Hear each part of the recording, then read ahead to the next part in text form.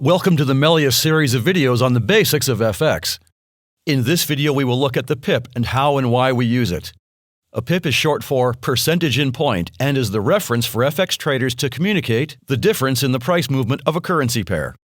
A pip in FX trading is expressed in most currency pairs as the fourth digit to the right of the decimal place in a currency pair's price. As individuals or tourists, we are familiar with the buy and sell prices of foreign exchange. We are often dismayed by the vast difference in buying and selling back foreign currency to the banks or FX exchanges. Often the difference is measured in dollars or cents. As traders in the FX markets, we have buy and sell pricing as well, but the difference between the two is completely different. We work in small fractions of currencies and we call these pips. In this example, we are showing a chart on euro-dollar where the euro is the base currency and the US dollar is the quote currency, and the current sell price is $1.14436. You will note that the figures 4 and 3 are larger than the others. The 3 represents 1/10,000th of a US dollar. This is a pip. As a practical example, if we take the buy price of euro-dollar of $1.14450 and subtract the sell price of $1.14436, we get 1.4 pips, which is the spread.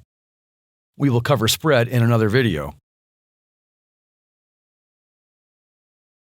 For most trading styles, we can ignore the fifth decimal place, so let's look at another example.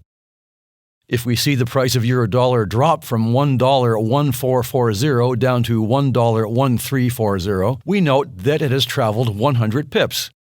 In the case of currency pairs where the quote currency is US dollar, Canadian dollar, New Zealand dollar, Hong Kong dollar, or Australian dollar, 100 pips is the equivalent of 1 cent, and in the case of the Swiss franc, it is 1 centime.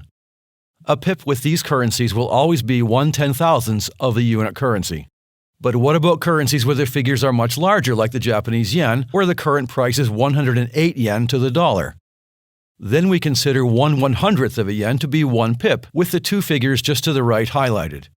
So, if we see the price of dollar-yen drop from 108.15 to 107.15, we note the 100 pips is the equivalent of 1 yen. The spread on dollar-yen at the moment would be 1.5 pips. Gold and silver are usually traded against the US dollar, and we can consider a pip to be the same as an American cent. So, in the case of XAU-USD or gold, where the US dollar is the quote currency, at a sell price of $1,291.34, we would say that the spread is 18 cents. In closing, most currency pairs are quoted with 5 decimal places.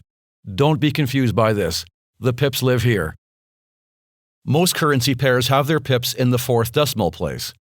The yen, gold, and silver have their pips in the 2nd decimal place. Thanks for watching, and we will see you in our next video on what is stop loss and take profit.